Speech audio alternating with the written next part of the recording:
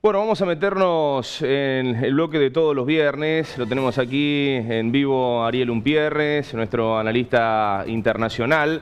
Y a ver, Vane, audiencia, Sí. el tema del divorcio de Bill Gates, uno de los grandes coletazos de lo que fue la lamentable red de pedofilia de Epstein, este multimillonario, que bueno, trascendió a la luz pública por estas atrocidades que se cometían. Lo tenemos a Ariel para hablar justamente de ese tema. ¿Cómo te va, Ariel? Bienvenido, buenos días. Hola, Ariel.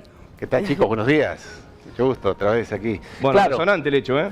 Es claro, si fuera simplemente un hecho familiar, una noticia familiar, que la esposa de Bill Gates, el hombre más rico del planeta, el creador de Microsoft, le hubiera pedido el divorcio, su esposa Melinda, sería un hecho nada más que de la farándula o de las grandes personajes. Lo curioso, y esto es lo importante, es por qué su esposa, y esto está en los medios de comunicación, no estamos haciendo ningún complotismo raro, por qué su esposa le pide el divorcio a Bill Gates. En realidad se lo está pidiendo desde hace más de 2 años. Y es que hace exactamente en esa fecha, unos 2 años y medio, el New York Times publicó esta nota que estamos viendo ahora, y estoy diciendo New York Times, el diario más importante del planeta, en la cual a Bill Gates se lo asocia como amigo, como cliente de Jeffrey Epstein. ¿Quién era este señor Jeffrey Epstein? Y digo era porque ahora vamos a ver que se suicidó en condiciones muy raras. Este señor fue el que creó, un multimillonario, que creó una red de pedofilia. ¿Qué hacía este señor?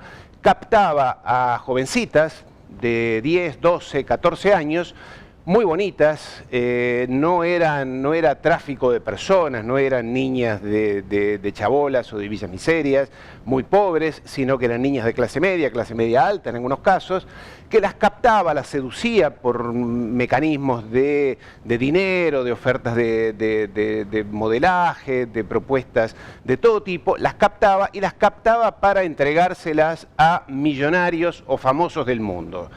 Y entre ellos estaba Bill Gates. Pero permítame que le lea, o que te les lea, chicos, algunas de las personas que están en la lista de clientes de Jeffrey Epstein. Estoy diciendo lo que sale en los medios de comunicación y en realidad es la lista que tiene el FBI desde hace muchísimo tiempo en los Estados Unidos. Está Mick Jagger, Phil Collins, Tony Blair, el que fue primer ministro de Inglaterra, Bill Clinton, la modelo Naomi Campbell, Andrés Pastrana, el expresidente de Colombia, Ehud Barak, el que fue primer ministro de Israel, Woody Allen, el astrónomo, el famoso astrónomo aquel con una grave deficiencia, Stephen Hawking, Larry Summers, el que fue presidente de la Universidad de Harvard, la más importante del planeta, fue ministro de Economía de los Estados Unidos, Leslie Wexner, el creador y fundador de la línea de lencería Victoria's Secret, aquella línea muy importante, el presidente del Banco Barclays de Inglaterra. La lista es larguísima, estamos hablando de presidentes, de diplomáticos, de artistas, de financistas, que este señor, Jeffrey Epstein, convocaba a fiestas muy importantes, muy glamurosas, tenía muchas propiedades en Nueva York, en París, un rancho en Alabama, una isla privada en las Bahamas, en fin, un hombre que dispensaba muchísimo dinero, muchísimo glamour, traía a estas personas y ¿qué hacía? Y esto es lo importante, lo que ha sorprendido es que filmaba todos los encuentros sexuales. Por ejemplo, el príncipe Andrews, Andrés, el hijo preferido de la reina de Inglaterra, no sabe cómo explicar, ha dado unas conferencias de prensa allí donde ha tratado de explicar por qué aparece dentro de la mansión con chicas y con niñas en realidad. Entonces, los filmaba. Ahora la pregunta es, ¿para qué hacía todo esto? ¿Simplemente morbo personal? Pues no. En realidad, lo que se ha demostrado y lo que el FBI sabe es que este señor Jeffrey Epstein había armado una red, un sistema de extorsión, sobre todo política, porque estamos hablando de presidentes como Bill Clinton y personalidades de altísimo nivel. Entonces, era un sistema de extorsión política que le servía a alguien. Y aquí la pregunta es, ¿quién está detrás? Y lo que ha demostrado el FBI y los medios de comunicación es que este señor pertenecía al Mossad, al sistema de espionaje de Israel, que era financiado por ese sistema. Esto es todo público, no estoy diciendo nada, complot raros. Era financiado por el Mossad para extorsionar, condicionar a personalidades con filmaciones que son propios de delito, ¿no? Bien, de allí, Ariel, también este manto de sospechas y de misterios en torno a la desaparición física de este señor, ¿no? Estamos hablando de organismos de seguridad, organismos de espionaje, bueno, no deja de tener de un manto de sospechas a todo lo que está generando como repercusión luego de un par de años de conocida la noticia, ¿no? Te diría que es un caso que después del asesinato del presidente Kennedy, pocas veces se ha visto en los Estados Unidos algo de tal magnitud. Estamos hablando de encubrimientos políticos, y como vos bien decís, este señor había ya sufrido o había pasado un juicio en el cual él había reconocido que había prostituido a niñas, etcétera, hace unos 10 años atrás. Estuvo unos meses presos, no se sabe bien cómo fue que zafó tan fácilmente, y lo cierto es que hace 2 años la montaña de pruebas y de acusaciones era tal que fue preso. Y se le estaba haciendo un juicio hace 2 años y medio atrás, se lo puso en una cárcel de máxima seguridad en el estado de Nueva York, parecida a la que tiene el Chapo Guzmán. Se lo vigila con cámaras las 24 horas, está solo, aislado, hay personas dedicadas exclusivamente a vigilarlo a él las 24 horas, no puede hacer nada, no puede interactuar con nadie. Pues una noche apareció suicidado, apareció ahorcado dentro de su celda. Las cámaras de seguridad dejaron de funcionar, las personas que lo tenían que cuidar se distrajeron, uno se durmió. Una cadena de encubrimientos y de cosas raras que llaman muchísimo la atención. Lo que sí queda claro es que este suicidio, asesinato dicen algunos, desaparición dicen otros, le sirvió a toda la élite, te diría mundial, porque ya no es solamente de los Estados Unidos, estamos hablando de personalidades de todas partes del mundo, de Latinoamérica, de África, de Asia.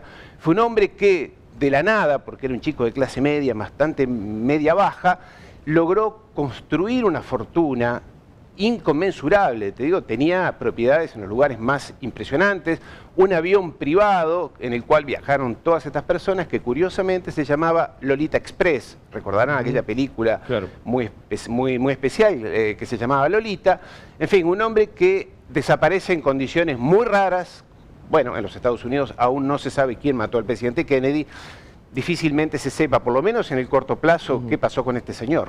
Más allá de lo macabro, Ariel, de las derivaciones y de todo este misterio, bueno, no deja de ser una vida, la de Epstein, muy apetecible para producciones cinematográficas, y Netflix, bueno, te está llevando adelante lo que es la serie, ¿no? La difusión de la serie. ¿Hay similitudes con la vida real? ¿Se magnifica? ¿Cómo lo analizas? Mira, efectivamente está la serie en Netflix, se llama Epstein. Pinta más o menos todo esto que estoy diciendo, pero con una característica, con un detalle, y es que lo hace quedar como a él, solo, un loquito, un desequilibrado, alguien que tiene esta perversión, y no como lo que acabo de decir, y que es lo que está demostrado y que el FBI tiene todas las pruebas, como un sistema de extorsión política a nivel mundial. Aquí había interés. Esto no era un señor que se le ocurría filmar y gastar millones de dólares porque sí. No, lo hacía porque esto respondía a un objetivo bien claro, que como digo, es un sistema de extorsión política. Bien, Ariel, bueno, la verdad que impacta en la gran condición de estos personajes, estas figuras que nombraste, ¿no? Desde Donald Trump hasta Bill Clinton, hasta, bueno, lo veíamos en Mick Jagger también, es impactante, ¿no? Y bueno, sigue obviamente dando que hablar, pero también, bien lo remarcabas, será difícil llegar a una conclusión de qué es lo que ha pasado con este suicidio, y las derivaciones en relación a estas figuras, ¿pueden llegar a tener algún coletazo, algún efecto, si se quiere, jurídico? Estas figuras que estamos hablando, se puede comprobar la participación, por ejemplo, de un Trump.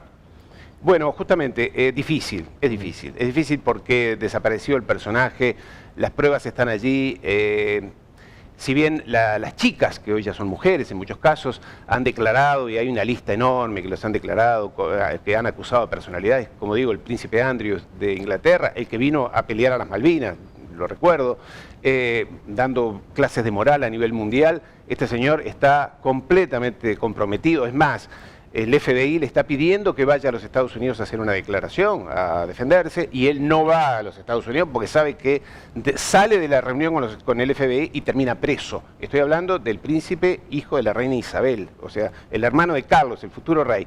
Entonces, difícilmente que esto derive, porque hay muchas intenciones de tapar todo, pero un detalle, y es Trump, Trump efectivamente era amigo de este hombre, o se lo vio en algunas fiestas, pero no hay ninguna acusación real contra él.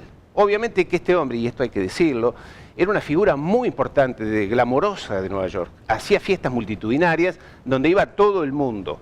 No todos esos eran parte de sus clientes, por así decirlo. No todos viajaban en su avión privado, no todos iban a sus fiestas, fiestas o encuentros en la isla de las Bahamas. Y Trump, aparentemente, vamos a decir la verdad, no sería un personaje comprometido realmente como sí el resto, como Mick Jagger, Phil Collins y todo lo demás, ¿no? Claro. Interesantísimo, Ariel. Seguimos, por supuesto, muy de cerca el tema y otros temas que van a ir surgiendo cada viernes con esta temática tan apasionante que tiene que ver con esto de analizar lo que pasa en el ámbito internacional. Muchas gracias, Ariel. Sí, por supuesto, agradecerle como siempre, como todos los viernes, siempre trae una cuota interesante para conocer qué pasa en el mundo y es lo que queremos saber. Muchas gracias. Un saludo.